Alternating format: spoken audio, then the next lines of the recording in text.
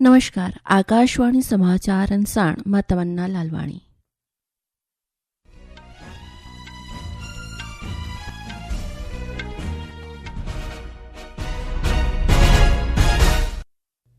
ॿुधंदा सिंधीअ में समाचार। सभ खां अवल अहम सुर्खियूं। प्रधानमंत्री नरेंद्र मोदी उत्तराखंड स्थापना दिवस जे मौके ते देहरादून में केतिरनि विकास योजनाउनि जो लोकार्पण ऐं संगी बुनियाद रखंदो। बिहार विधानसभा चूंडुनि जे ॿिएं तबके जो प्रचार अॼु शाम समाप्त थी वेंदो। राष्ट्रपति द्रौपदी मुर्मू अॼु लुआंडा में अंगोला जे राष्ट्रपति जुआओ मैनुअल गोंजाल्विस लॉरेंस्को सां बाहिमी गुफ़्तगू कंदे। मौसम विभाग ईंदड़ कुझु ॾींहनि में उत्तर ओलह ऐं मध्य इलाइक़नि में राति जी गर्मीपद 2 खां 5 डिग्री सेल्सियस गिरावट जा इम्कान ज़ाहिर कया ऐं देश पंहिंजे राष्ट्र गीत वंदे मातरम जी 150 सालगिरह मल्हाए रहियो आहे। ख़बरूं तफ़सीलवार ॿुधंदा। प्रधानमंत्री नरेंद्र मोदी अॼु उत्तराखंड जे निर्माण जी सिल्वर जुबली समारोह में हिस्सो वठण लाइ देहरादून वेंदो। प्रधानमंत्री इन मौके ते हिकु यादगार टपाल टिकली बि जारी कंदो। श्री मोदी हिकु आम सभा खे ख़िताब बि कंदो। प्रधानमंत्री क़रीब 8,000 करोड़ रुपयनि खां वधीक जे जुदा जुदा विकास योजनाउनि जो लोकार्पण ऐं संगी बुनियाद रखण जो बि कार्यक्रम आहे। इन्हनि योजनाउनि में पीअण जो पाणी, रेज तकनीकी तहलीम, शक्ति, शहरी विकास, रांदि ऐं हुनर विकास समेत केतिरा मुख्य खेत्र शामिल आहिनि। प्रधानमंत्री पीएम फसल बीमा योजना तहत 28,000 खां वधीक किसाननि जे बैंक खातनि में 62 करोड़ रुपयनि जी मदद रक़म बि ट्रांसफर कंदो। हिकु रिपोर्ट। प्रधानमंत्री द्वारा अॼु जिन योजनाउनि जो इफ़्तिताह कयो वेंदो उन में अमृत योजना जे तहत देहरादून जल रसद सहूलियत, पिथौरागढ़ जिले में बिजली सब स्टेशन, सरकारी भवननि में सिज जी शक्तिअ सां हलंदड़ यंत्र ऐं नैनीताल जे हल्द्वानी स्टेडियम में एस्ट्रोटर्फ हॉकी मैदान वग़ैरह शामिल आहिनि। श्री मोदी जल खिते सां मुतअल्लिक़ ॿिनि मुख्य योजनाउनि सौंग बंद पीअण जे जल जी योजना ऐं नैनीताल में जमरानी बंद गण मक़सदी योजनाउनि जी संगे बुनियाद रखंदो। ॿियनि योजनाउनि में बिजली सब स्टेशन, चंपावत में महिला खेल यूनिवर्सिटी जी स्थापना ऐं नैनीताल में जदीद डेयरी प्लांट शामिल आहिनि। आकाशवाणी समाचार हीना अगनानी। धन्यवाद हीना। प्रधानमंत्री नरेंद्र मोदी अॼु उत्तराखंड जे अवाम खे 5वीं स्थापना ॾींहं जे मौके ते वाधायूं ॾिनियूं आहिनि। हिकु सोशल मीडिया पोस्ट में श्री मोदीअ चयो त कुदरत जी गोद में वसियल इहा पाक भूमि अॼु सैर व सफ़र सां गॾु हर खिते में नई रफ़्तार पकड़े रही आहे। हिन राज्य जी नम्रता, परिश्रम ऐं पौतल पीरनि जे आसीस सां गॾु बहबूदी, सौभाग्य ऐं उत्तम सिहत जी कामना कई।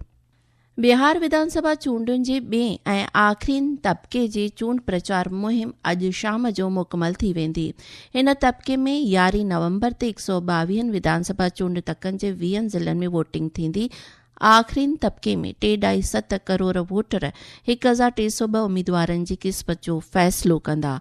इन्हनि में 136 औरतूं उम्मीदवार पिणु शामिल आहिनि। हिकु रिपोर्ट।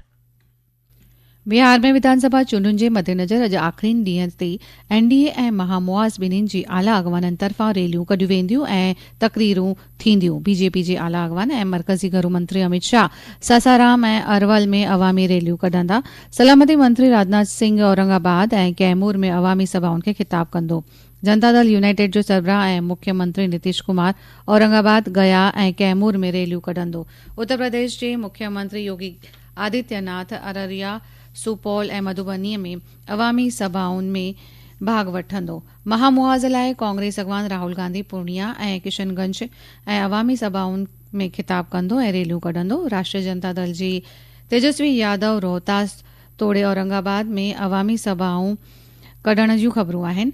जिन सुराज पार्टी, बहुजन समाज पार्टी ऐं ॿियूं धुरियुनि जा स्टार प्रचारक मुख़्तलिफ़ चूंड रैलियुनि में अवामी सभाउं खे ख़िताब कंदा ऐं रोड शो में भाग वठंदा। आकाशवाणी समाचार तां मां हीना अगनाणी। ही ख़बरूं अव्हीं आकाशवाणी तां ॿुधी रहिया आहियो। वधीक ख़बरुनि जी तफ़सील लाइ तव्हीं असांजी वेबसाइट newsonair.gov.in खे फॉलो करे सघो था। देश पंहिंजे राष्ट्रगीत वंदे मातरम जी 150 सालगिरह मल्हाए रहियो आहे। हिन गीत केतिरनि ई पीढ़ियुनि खे यकमुश्त थियण, उथी खड़ो थियण ऐं राष्ट्र जी भावना जो उत्सव मल्हाइण लाइ प्रेरणा ॾिनी आहे। अॼु असीं ॻाल्हि करे रहिया आहियूं त वंदे मातरम भारत जी आज़ादीअ जे संग्राम खे कीअं प्रज्वलित कयो।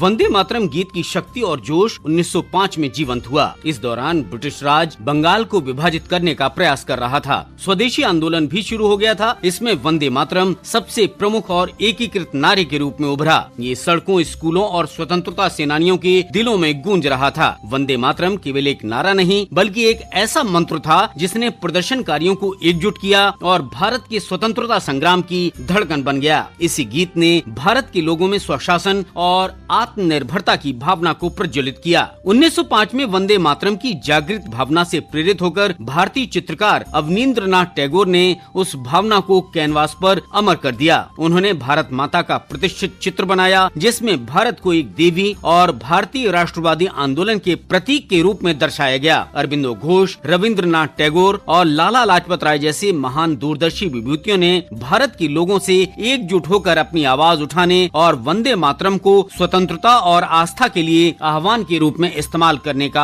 आग्रह किया। वंदे मातरम गीत केवल एक राजनीतिक कार्य नहीं था बल्कि एक पवित्र आह्वान और एक आध्यात्मिक जुड़ाव था जिसने क्षेत्रों और धर्मों से परे दिलों को जोड़ा और हर भारतीय को एक साझा पहचान और उद्देश्य से जोड़ा। शिवांग और सौम्या की रिपोर्ट के साथ समाचार कक्ष से मैं मुकेश कुमार।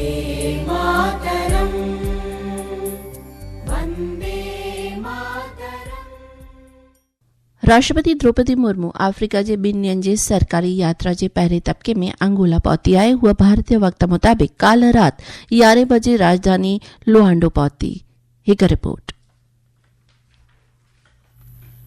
ॿई मुल्क हिन साल सिफ़ारती रिश्तनि जी 40 सालगिरह मल्हाए रहिया आहिनि। इन लाइ इहो दौरो अहम आहे। हिन साल ॿिन्ही मुल्कनि जे रिश्तनि जे विच में इहा ॿी ऊच सतही बैठक आहे। इन खां पहिरीं मई में अंगोला जे सदर नई दिल्लीअ जो दौरो कयो हो। अॼु सदर मुर्मू लुआंडा में आयल सदर जे भवन में अंगोला जे सदर जोआओ मैनुअल गोंजाल्विस लोरेंको सां गॾु बितरफ़ी ॻाल्हि ॿोल कंदी ऐं उन खां पोइ ॿिन्ही मुल्कनि जे विच में बाहिमी फेज़ वारनि मुद्दनि ते समझौते मसौदे ते दस्तख़त थी सघनि था। सदर साहिबा मुर्मू मंगल ॾियाड़ ताईं अंगोला में रहंदी जिते हू अंगोला जे 50 आज़ादीअ वारे समारोह में भाग वठंदी। मां हीना अगनाणी, आकाशवाणी समाचार तां। प्रधानमंत्री नरेंद्र मोदी 11 नवंबर खां भूटान जे 2 ॾींहनि जी यात्रा ते रहंदो। इन यात्रा दौरान श्री मोदी भूटान जो राजा जिग्मे शेखर नामग्याल वांगचुक 1020 मेगावाट जे पुनर्स्थापित 2 हाइड्रो इलेक्ट्रॉनिक प्रोजेक्ट जो महूरत कंदो। भारत ऐं भूटान इन योजना खे गॾियल नमूने तैयार कयो आहे। प्रधानमंत्री भूटान जे चौथे राजा जिग्मे सिंघे वांगचुक जे 70हीं जयंतीअ जे मद्देनज़र मुंतज़िम समारोह में शामिल थींदो ऐं भूटान जे प्रधानमंत्री शेरिंग तोबेंग सां मुलाक़ात कंदो। आर्ट अकादमी आर्ट एलिक्सिर द्वारा ताज़ो कनवरिया सेंटर फॉर आर्ट्स में 6 खां 13 सालनि जे ॿारनि द्वारा तैयार कयल सुंदर काल्पनिक पेंटिंग नुमाव करायो हो। What if India was magic उनवान सां ॿारनि सुंदर चित्र तैयार कया। मौसम विभाग जी अॻकथीअ में चयो वियो आहे त ईंदड़ 5 खां 6 ॾींहनि ताईं उत्तर ओलह ऐं उन जे लॻ में आयल मध्य जे इलाइक़नि में राति जे गर्मीपद में 2 खां 5 डिग्री सेल्सियस जी गिरावट अची सघे थी। आख़िर में अहम सुर्ख़ियूं ते विझंदासीं वरी नज़र। प्रधानमंत्री नरेंद्र मोदी उत्तराखंड स्थापना दिवस जे मौके ते देहरादून में केतिरनि विकास योजनाउनि जो लोकार्पण ऐं संगी बुनियाद रखंदो। बिहार विधानसभा चूंडुनि जे 2 तबके जो प्रचार अॼु शाम समाप्त थी वेंदो। राष्ट्रपति द्रौपदी मुर्मू अॼु लुआंडा में अंगोला जे राष्ट्रपति जोआओ मैनुअल गोंजाल्विस लोरेंको सां बाहिमी गुफ़्तगू कंदे। मौसम विभाग ईंदड़ कुछ ॾींहनि में उत्तर ओलह ऐं मध्य इराज़ुनि में राति जी गर्मीपद 2 खां 5 डिग्री सेल्सियस गिरावट जा इम्कान ज़ाहिर कया ऐं देश पंहिंजे राष्ट्रगीत वंदे मातरम जी 150 सालगिरह मल्हाए रहियो आहे। आकाशवाणी तां सिंधी समाचारनि जो इहो अंक ते समाप्त थियो। नमस्ते।